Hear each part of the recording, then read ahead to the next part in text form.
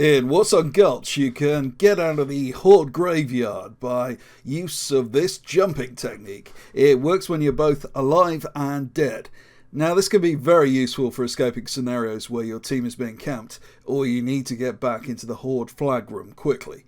It requires a little practice to be able to get right every time.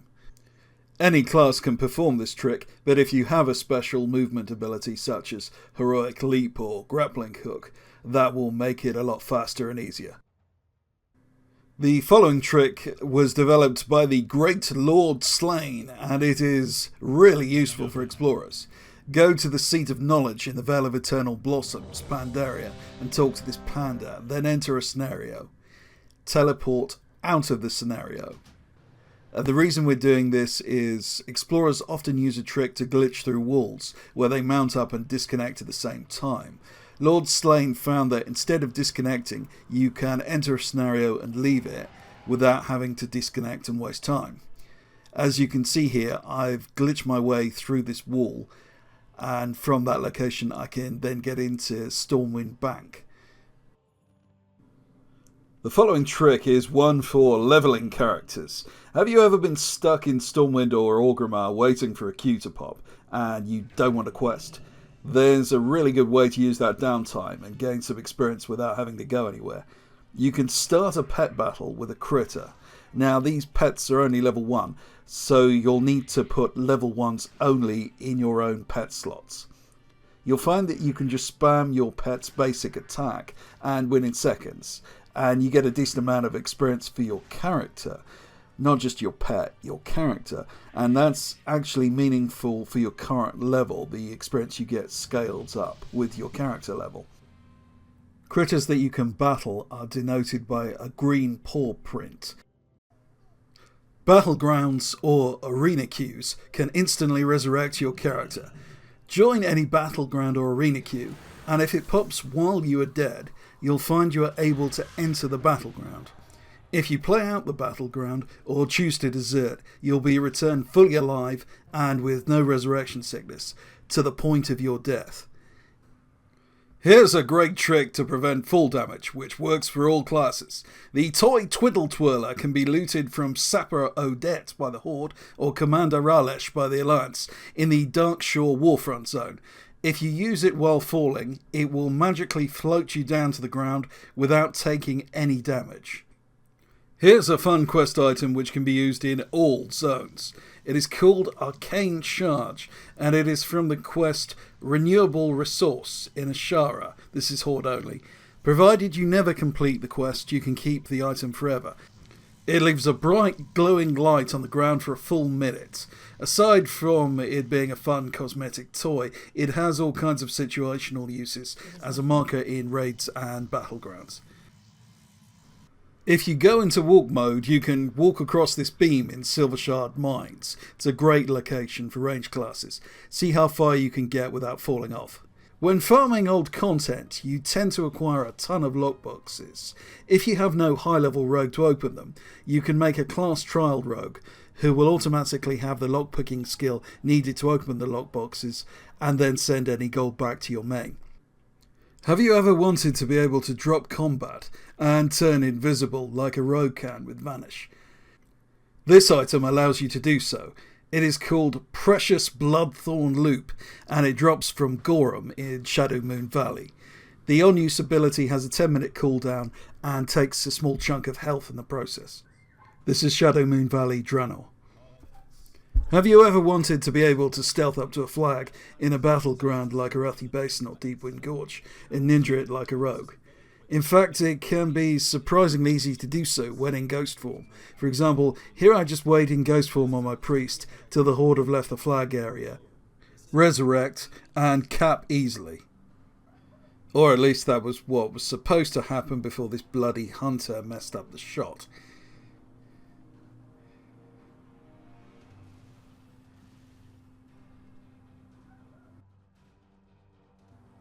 So, as I was saying, you just resurrect and instantly cap. The next trick relies on the item Shard of Archstone, which is a toy that drops from the rare mob Havoc in Kunlai Summit. This item is supposed to turn you into a Mogu statue, but if you stand on something with a hollow base, it messes up and turns you invisible and untargetable. If you use any spells or abilities or move, you'll become visible again, but Warlocks and Hunters can use their pets and minions to attack, which does not break the invisibility. As you can see here, my pet can hold off the Horde and prevent them from capping, and they have no idea where I'm located. For rogues, one of the counterintuitive secrets of ninja capping is to come out of stealth while occupying the same space as a hostile player. It is quite difficult to detect this, and you'll notice when you do this you have a significantly higher success rate. Much of the recently revamped Warsong Gulch has been designed to stop ranged classes, with invisible barriers blocking off many ways to get out of melee range. But not all. For example, you can jump on this Night Elf Lantern, which makes melee attacks very awkward. Enemy players tend to respond by using abilities such as Death Grip to extract the player from the elevated position. However, this is rarely the best choice. It's really better just to avoid the player in the elevated position altogether. Here the Death Knight uses Death Grip, but that just allows me to blink and catch up with the enemy flag carrier. The awning next to the blacksmith in Arathi Basin gets you completely out of range of melee attacks and allows you to target hostile NPCs near the flag. Interestingly, you might think that this would be classed as an exploit, but because you don't have to use any class-specific abilities to get up here, according to Blizzard Blue Posts, this is just creative use of game mechanics. Some barriers in Warcraft look impassable, such as this fairly solid-looking range of mountains to the left of Stormpike Graveyard as you resurrect. But appearances can be deceptive. In fact, these mountains are completely hollow, and attacks go straight through. It is even possible to use Death Grip or Leaf of Faith through it. The Azerite Essence Power, Ripple in Space, can be used to access normally inaccessible locations in older instances and battlegrounds. For example, you can get on top of the fortress here in Dun Baldar, or use the same technique to protect the Hangar flag in Isle of Conquest. If you look at my Death Knight guide, you'll see I love abusing the ability to pull people over the edge of cliffs to their death using Death Grip, despite Blizzard specifically coding Death Grip so that you are not supposed to be able to do that. You have to find a point of no return on a cliff edge, and they aren't that easy to find. This location is my absolute favourite, as it is so ridiculously unfair from the point of view of the Horde. Warrior Charge behaves like a kind of Death Grip in reverse. So if you can find a point of no return and stand in front of it, the warrior will end up doing all of the work for you. The engineering explosives that came out in Battle for Azeroth are poorly designed, allowing stealth users to throw them and then get back into stealth immediately before any damage or other effects bring them into combat. As you can see here, I'm using the Organic Discombobulation Grenade. This can be very useful in battlegrounds, but it is truly wonderful for random trolling in-world. The quest Hold Up from Zaya's Song in Pandaria, Kunlun's Summit, is a quest where you escort 4 pandas to safety. If you begin the quest while in a raid group, for example by porting out of LFR without leaving the group, you will find the quest dialogue for each NPC can be repeated indefinitely, creating potentially infinite numbers of NPCs. There is no point to this exploit at all other than creating truly vast numbers of pandas. The toy item Panflute of Pandaria, which drops from Moldo One-Eye in the Veil of Eternal Blossoms, can allow you to amass vast armies of critters, as I'm demonstrating here. You can get the huge appearance of this sea giant from the quest Experimental Potion Test Subjects Needed. from Fizzy Liver Sapper in the Underbelly in Legion Dalaran. The Sea Giant is one of 5 possible forms you can get from this quest. The disguise isn't supposed to zone, but if you use Narcissus's mirror on a pet while transformed, and then use the magic mirror toy, you can take the disguise anywhere. In my recent Mage Guide video, I pointed out that Blink could be used to stop fall damage if you time it just right. In fact, this is actually true of most class movement abilities. As you can see, I am demonstrating with Rogue Grappling Hook and also Hunter Disengage. The toy item my mage is modelling here is called Pretty Draenor Pearl. That's what's creating the sparkling effect.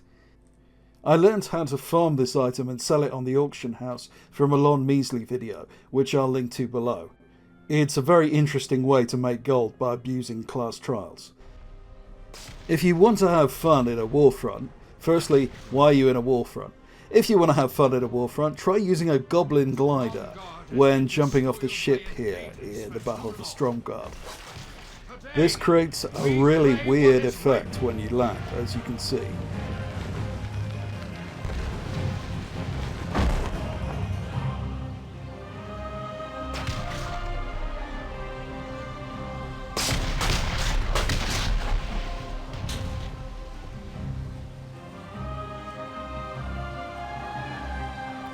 When a battleground is about to finish, try using a Warlock Demonic Gateway, and if you time it perfectly, you'll find the bubble form is preserved.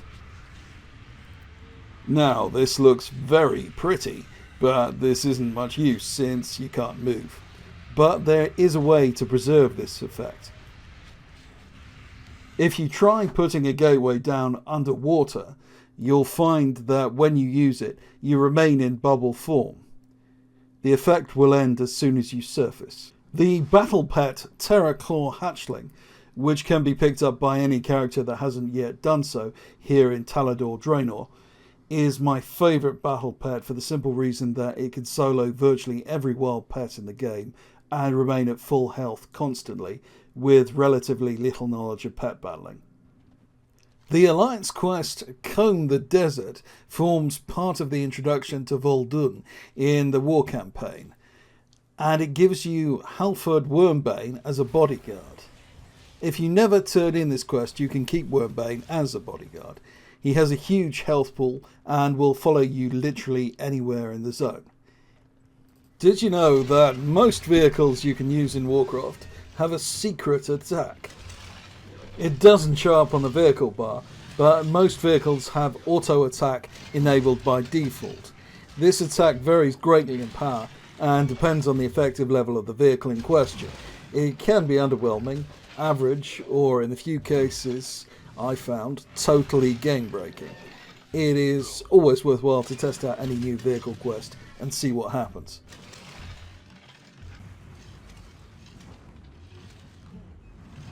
Most of you will know of the epic quest chain featuring Crusader Bridenbrad that begins with the quest A Tale of Valor from Tyrion Fordring at Crusader's Pinnacle.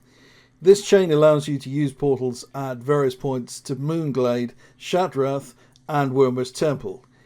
If you do not complete the quest chain, these portals can be used at any time, which is a useful way of getting from zone to zone. I should add, it is worth completing the quest chain at least once. It is an excellent piece of writing with a touching backstory if you care to look it up. During the flying phase of the Kel'Thas Sunstrider fight in Magister's Terrace, you will be propelled into the air, and as a mage it is possible to blink through the wall and escape the instance altogether. There's quite a large and interesting uninstanced Isle of Kel'Danas to explore. Glyph of Disguise can be used to steal the appearance of many interesting mobs, such as this rock giant from Ashara. The disguise breaks on combat, but the item Ali's Sky Mirror can be used to extend it through combat and last for a further 10 minutes, although it adds this very strange translucent effect. The Rogue's Sap ability does not put the Rogue in combat, and when you use this ability in World PvP in a zone with neutral guards, what tends to happen is that the Sap player uses area of effect attacks to try and bring the Rogue out of stealth, which aggroes any guards in the area when they connect. Few, if any, will visit the Undead starting zone of Death Knell at max level in its new phase after the destruction of Lordaeron. And it seems that the Blizzard developers didn't either. There is something genuinely strange about this house which clearly wasn't intended. For some reason, players and NPCs become invisible. You'll notice that shadows still appear and combat mechanics still appear to function normally. This seems to have been caused by some kind of weird byproduct of the phasing in the zone. Demonic Gateway can sometimes be used to travel through apparently solid objects and other impassable barriers. Here in the Wrath Dungeon, Gundrak, these 3 trolls can be used to farm some interesting and valuable transmog items. This is one for the Hunter class. Kill 2 of the 3 mobs, go into Feign Death, and the mobs you kill will respawn. You can just keep doing this. Most kills will just yield Frostweave cloth and small amounts of gold, but after a while you'll begin to get items dropping which can sell for thousands or even tens of thousands of gold on the auction house because of their rarity. And in fact, this is just one of many locations where you can use this technique, many of them much more profitable than this one. It's possible to gain a complete monopoly on certain rare items worth over 100k. If you're curious about this, there's a lot more information on my Patreon. Using Glyph of Disguise and Narcissus Mirror, it's possible to create some truly monstrous pets. I'm not going to give the location of the original NPC you pickpocket to get this effect, but it gives you an idea of just how much potential there is here. During the Argus quest chain, you receive the item Sigit of Awakening, which creates this interesting visual effect. The effect persists outside the zone and can be taken anywhere. Some Blood Elf NPC mobs have the buff Fiery Intellect. Now, don't be fooled by the tooltip, which states that this ability gives you plus 70 Intellect. This ability got broken during the BFA stat squish and scales according to player level. Mages can spell steal this ability for 2 minutes. Last year it was actually possible to stack multiple buffs and destroy the toughest raid bosses in a second, a trick I posted on my Patreon. After about a week it got fixed and you could no longer stack it or take the buff out of the zone. But it still enables a leveling mage to do a lot of extra damage for a brief period. If you stand in the right position at the start of a Seething Shore battleground, you can actually duel other players on your team. This enables you to build up a ton of resources before you engage the opposite faction, but I just tend to use it to screw with people. By the way, in the starter phase you can't hurt anybody due to the preparation buff. If you've ever struggled with the Dark Moon Fair turtle ring tossing game, there's a simple trick to win every time. First, the turtle always returns to the same point, so just leave your targeting reticle at that point and never move it. Second, release your ring at the precise moment the turtle turns around. Once you understand these things, you'll find that however hard it was for you before, the task is now trivial to complete. If you've ever wanted some mount or item which requires reputation with a legacy faction and a lot of time grinding, first check to see if the time walking vendor from the relevant expansion sells commendation tokens for that faction. These allow you to gain reputation with that faction much faster than doing it the old-fashioned way. You exchange time walking badges for these tokens from the relevant time walking vendor. The best way to earn time walking badges is to run a time walking dungeon once on each character. This will give you a special quest which allows you to get 500 time walking badges, which will buy you a lot of reputation in commendations. Once you've got the badges, purchase the commendations with them, and then you can send the commendations to the character you are grinding reputation on through the mail. The commendations are bind on account. I got exalted reputation with Operation Shield Wall, the Tillers and Nat Pagel using this method, saving myself literally days of game time. This gave me a cool mount, a fishing raft, and a farm with maximum plots to grow valuable Spirits of Harmony for me. If you have the item Contender's Costume from the Day of the Dead holiday, you can use it to glitch through solid terrain. Cycle through all the wrestling animations until you come to jump attack, and this will allow you to go straight through hollow terrain if you position yourself correctly. This is an amazing tool for exploration purposes. Using a very powerful and complex technique, it is possible to have more than one Death Knight minion using the Enslave Undead spell in the Orkindune dungeon Orkney Crypts. This will allow you to power yourself and others through the notoriously slow 60 to 80 bracket. The full method and why it is powerful and how it can boost other players is beyond the scope of this video. But for the very curious, the method is fully explained on my Patreon. The basic method is this. You enslave one of the many ghosts in the instance, then you attack one of the mobs here that can produce a mind control ad. You get controlled, which removes the pet bar from your minion, but does not stop it being enslaved to you, and you can now enslave another minion. Now, if you're just thinking, great, I have 2 NPCs to fight for me, you're missing the point here. It is so much more powerful than that. Now, you may wonder why I'm putting a powerful technique at the end of this video. And to explain that, I'm going to talk about a recent video I made on Sunwell Plateau. In that video, I explained a method to farm mobs near the entrance repeatedly for valuable legacy items. Blizzard subsequently fixed this method. However, the people that fix these things at Blizzard obviously have the patience of horny teenagers, because they only watched the first 3 minutes of the video and not the second half, where I explained how you could do much the same thing at the other end of the dungeon. And that method still works to this day. So the tip here is watch the second half of my videos, and then you'll know more about how World of Warcraft works than people who are paid to fix bugs in it. Recently, Blizzard have cracked down on high-level players boosting low-level players in a number of different ways, but there's one area where it can still save time. If you group with a high-level player doing bonus objectives or multi-box, then you'll notice that the high-level player can generally complete the bonus objective much faster, but the low-level player still gets the same amount of XP from completion. Doing this is situational. Some bonus objectives are so easy to complete you might as well do it solo with a level appropriate character. However, some bonus objectives, for example the ones in Spires of Iraq, can take a while to complete and benefit substantially from grouping up in this manner.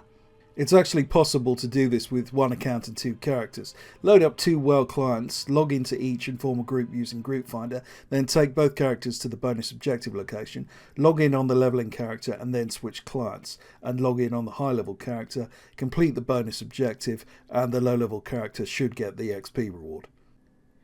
These vendors in Stormshield sell weapons for marks of honour. If you have more of these than you need, then you can monetize them by simply purchasing weapons and armour, waiting 2 hours for the buyback window to expire, and then selling the weapons and armour to any vendor. In theory, you should be able to sell potions and other items you can purchase with marks of honour for more on the auction house. In practice, I've had better returns faster by using this method. The mage ability Polymorph is incredibly annoying when you are on the receiving end, which is why I like to be on the distributing end. In locations with neutral guards, such as this one here in the Seat of Knowledge above Mogashan Palace in the Vale of Eternal Blossoms, Pandaria, you can use Polymorph repeatedly, and when the enemy responds with a damaging attack, the guards will attack that player. Now, you might ask, why do we troll? And that is to ask, why do the leaves fall? We troll for toxicity. We troll for immaturity. The real question for my kind is, what is worth trolling for? Some abilities that have targeting reticles, you'd rather you could just cast directly onto your character. And in fact, it is relatively easy to do this. For example, a priest can use /cast at player Angelic Feather, and then you just speed up automatically. You don't have to place a feather and then run through it. You can replace Angelic Feather in the macro with any target reticle ability. By the way, I hope you guys realise just how difficult it is to keep saying reticle without saying rectal. Alternatively, you can replace the word player with cursor in the macro, and then the ability will automatically fire at your cursor's location. The revamped Warsong Gulch has some interesting new glitches.